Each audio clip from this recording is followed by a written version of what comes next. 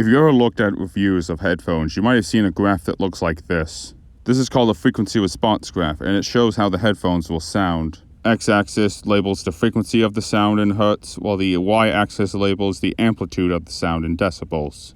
But what do those words mean? Well, let me try to boil it down for you. You see, sound are invisible waves traveling through the air, and frequency is how far apart those waves are, while amplitude is how tall those waves are. Humans can hear between 20 Hz and 20,000 Hz, although as you get older you lose the ability to hear some of those higher frequency sounds.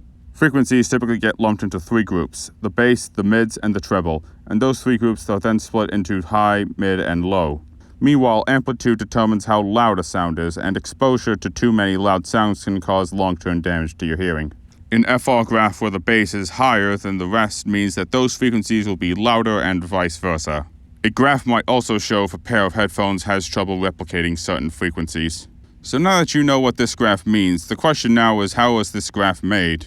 Tests are typically conducted with microphones that are placed inside of fake ear canals that are designed to represent the average ear shape.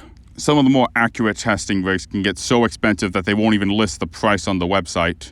So now you're probably wondering what the FR of good headphones looks like, but that's a bit complicated.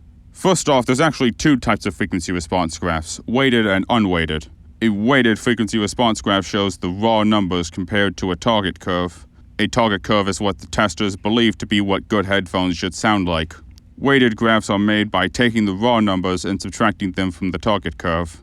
Many different reviewers have their own targets, so comparing weighted graphs from different sites is basically useless. A weighted graph should look like a flat line, but an unweighted graph shouldn't. If you want flat-sounding headphones, that is, headphones where you hear all of those frequencies at the same volume, then you want a diffuse field target, where the bass and mids are a flat line, but the treble goes up until 3 kHz and then goes downwards. The problem with using the diffuse field target for headphones is that even though it's the most accurate, not everybody finds it to be the most enjoyable to listen to. Most headphone manufacturers try to have their headphones hit the Harman target curve. The Harman target is a target created by Harman International to try to find what FR response most people like, but the key word is most. Some people might like more bass or less bass or more treble or less treble. These should never be used as the be-all end-all of which headphones objectively sound the best, but instead as a reference to know which headphones you might like the sound of better. So hopefully you should now have an easier time looking for headphones, and now know which ones you should probably avoid.